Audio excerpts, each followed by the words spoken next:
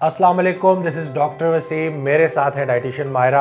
आज की वीडियो में हम बात करेंगे फ्रूट्स के ऊपर, क्योंकि मैं अक्सर अपनी वीडियोस में बताता हूँ कि फ्रूट्स क्यों ख़तरनाक हैं और लोगों को मना करता हूँ ज़्यादा फ्रूट्स खाने से।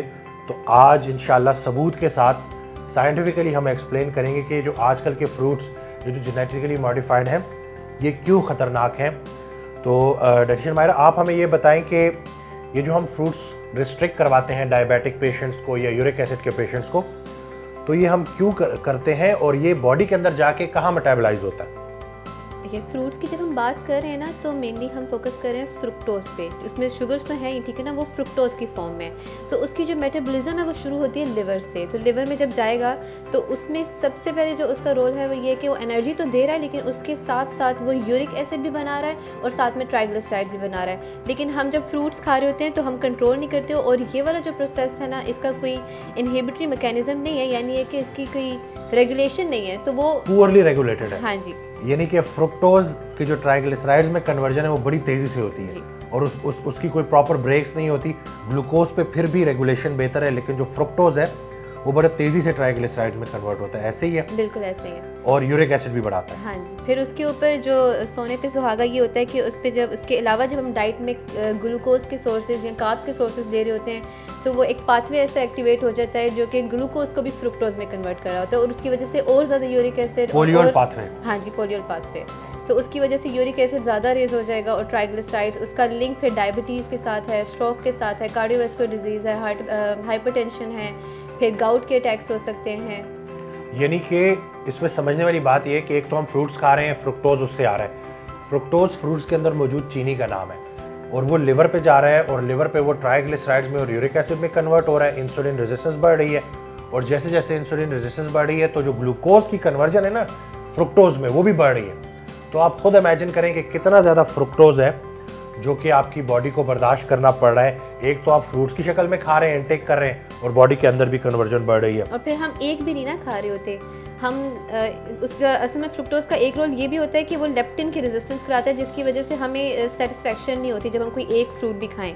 तो हम एक फ्रूट से हमारा जो ना हजम नहीं होता, हम जो है ना मजीद लेप्टिन ब्रेन को सिग्नल दे रहा होता है कि बस और नहीं खाना। तो जैसे ही आप फ्रुक्टोज ज़्यादा लेंगे तो लेप्टिन रेजिस्टेंस होगी, और उसकी वजह से आपको बार बार भूख लगेगी। तो ये कितना ख़तरनाक है कि एक तो डायबिटिक पेशेंट या जो यूरिक एसिड के पेशेंट हैं उनकी डाइट का रिस्ट्रिक्ट होना ज़रूरी है, लेकिन वो बेचारे क्या करें कि अगर वो फ्रूट्स लेंगे और वो फ्रूट्स उनको बार बार भूख लगाएंगे तो उनके लिए फिर डाइट फॉलो करना भी बड़ा मसला हो जाता है। इसके अलावा इरिटेबल बाउल सिंड्रोम, IBS का मसला इतना कॉमन होता जा रहा है, और उसमें भी फ्रुक्टोज का कोई इफेक्ट है? हाँ जी, बिल्कुल है, क्योंकि जो हमारी गट बैक्टीरियाज है ना, उसमें उनका फेवरेट फूड ही ये है कि वो फ्रुक्टोज उनको मिले। तो जब वो फ्रुक्टोज लेते जाएंगे, उनका बैक्टीरियल नंबर भी, बैक्टीरियल काउंट जो है वो ज़्यादा होता जाएगा, और वो उनका जो एंड प्रोडक्ट है, वेस्ट प्रोडक्ट है, वो गैसेज होती हैं। तो उसकी वजह से वो इरिटेशन, ब्लोटिंग और बड़ी तकलीफ दह कंडीशन होती है बहुत सारे लोग, और फिर वो इतना परेशान हो जाते हैं कि मेंटली भी काफ़ी डिप्रेस्ड होते हैं। तो यानी कि ना सिर्फ uric acid, metabolic syndrome, hypertension, you name it, इसके साथ साथ जो आपकी एपेटाइट है वो बहुत बढ़ जाती है। यानी कि कितना ख़तरनाक है फ्रूट्स का इंटेक, और वो भी सबूत के साथ हम इसलिए आपको बता रहे हैं ताकि आपको पता चले कि हमारी अपनी कोई ज़ाती दुश्मनी नहीं है फ्रूट्स के साथ।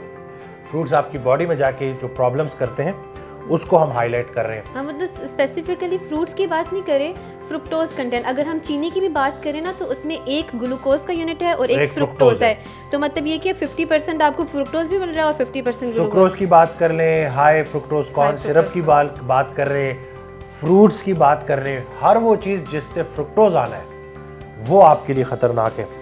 ग्लूकोमीटर पे चूंकि फ्रुक्टोज तो नहीं आ रही होती, तो बहुत सारे लोग समझते हैं कि हमारी शुगर तो कंट्रोल जा रही है, लेकिन जब वो HbA1c कराते हैं तो इतने ज़्यादा हाई आते हैं 3 माह की शुगर के, वो परेशान हो जाते हैं। इसलिए फ्रूट्स खाने वाले कभी ज़िंदगी में अपनी HbA1c नॉर्मल नहीं देख सकते, क्योंकि ये वजह है, ये जो लिवर में जाके पूरे जिस्म में मेन सोर्स जो है, वो मेन जो जगह है वो लिवर है, जिगर है, जहाँ पे फ्रुक्टोज मेटाबोलाइज हो रहा होता है और वो इन चीज़ों में कन्वर्ट हो रहा होता है। तो इसमें हमने एक चीज़ कवर कर ली कि किस तरह से ये शुगर के पेशेंट्स के लिए ख़तरनाक है और यूरिक एसिड के पेशेंट्स के लिए ख़तरनाक है। तो इसके अलावा अब लेट्स से अगर कोई बंदा अपना यूरिक एसिड कम करना चाहता है या शुगर को कंट्रोल करना चाहता है, तो उसमें वो कौन सी ऐसी डाइट ले जो कि उसको फ़ायदा देगी? नॉर्मली जो क्लाइंट्स हैं, जो पेशेंट्स हैं, जो यूरिक एसिड के कंप्लेन के साथ आते हैं ना, तो वो कहते हैं कि हम हाई प्रोटीन डाइट नहीं ले सकते।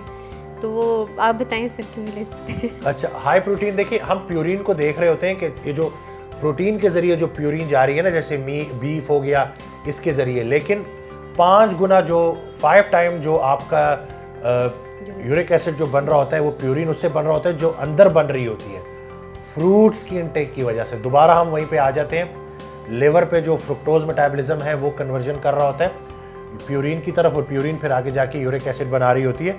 तो जो 5 गुना जो आपकी प्यूरिन है वो लोड आ रहा होता है फ्रुक्टोज से, जो फ्रूट्स आप ले रहे होते हैं। तो नंबर 1 जो आपने कदम उठाना है वो गोश्त को बंद नहीं करना, सबसे पहले आपने फ्रूट्स को रिस्ट्रिक्ट करना है। और फिर सारी प्रोटीन बुरी नहीं है, आपने चिकन, इसी तरह से आप फिश थोड़ी क्वांटिटी में ले सकते हैं, एग्स आप ले सकते हैं, लेकिन वही बात कि जब इंशाल्लाह इंसुलिन रेजिस्टेंस ठीक हो जाएगी, आप डाइटरी कार्बोहाइड्रेट्स को रिस्ट्रिक्ट कर देंगे, तो फिर उतने ही आपके प्रोटीन खाने की गुंजाइश बढ़ जाएगी। कॉफ़ी आप पी सकते हैं, लेकिन कॉफ़ी का इशू ये है कि वो डिहाइड्रेशन करती है, तो बाज़ औक़ात डिहाइड्रेटेड स्टेट जो आपकी बॉडी की होती है वो गाउट का अटैक ट्रिगर कर देती है। तो अगर आप पानी ज़्यादा पी रहे हैं तो साथ आप कॉफ़ी पी सकते हैं। इसमें दोबारा से मैं हाईलाइट कर दूंगा कि एक तो आपने जितने भी ये रिफाइंड कार्बोहाइड्रेट्स हैं इनको रिस्ट्रिक्ट करना है, फ्रुक्टोज की जो इंटेक है, फ्रूट्स की इंटेक है उसको रोकना है, इसी तरह से जो ये चीनी है, सफ़ेद शुगर जो है, इसको आपने रिस्ट्रिक्ट करना है।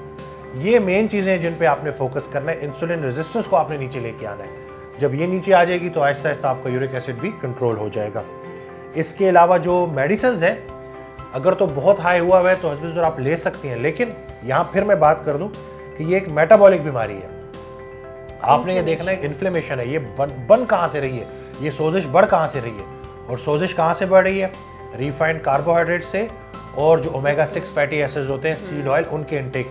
घर घर में कनोला इस्तेमाल हो रहा है, फ्रूट्स का बेदरेग इस्तेमाल है, तो यूरिक एसिड कैसे नहीं बढ़ेगा। तो इसके अलावा कोई चीज़ अगर अगर आप ऐड करना चाहती हैं इसमें, कोई चीज़ हमसे मिस हो गई हो तो जो भी देख रहे हैं ना उनको बस ये ध्यान में रखें कि ज़रूरी नहीं है कि जो हाई प्रोटीन डाइट पे है सिर्फ उसी को यूरिक एसिड हो रहा है, ठीक है ना, ये बात बिल्कुल मिथ है एक। और दूसरी चीज़ ये कि जब आपके इलेक्ट्रोलाइट्स पूरे होंगे, खासकर मैग्नीशियम और पोटेशियम, तो ये रिस्क भी लो हो जाएगा। और इसके अलावा जितना वेट लूज़ करेंगे, ओवर वेट ना हो, ओबीज़ ना हो, तो फिर ये उसके लिए भी हेल्पफुल है। इंसुलिन रेजिस्टेंस नहीं रहेगी तो यूरिक एसिड के अटैक्स नहीं रहेंगे, और लो कार्ब डाइट और कीटो डाइट लें तो फिर इफेक्ट जो है ना इसका अच्छा होगा। ठीक है, तो इसके अलावा स्ट्रेंथ ट्रेनिंग वो हम हर वीडियो में बताते हैं कि एक्सरसाइज आपने करनी है, मुशक्क़त करनी है, उससे भी आपको फ़ायदा होगा।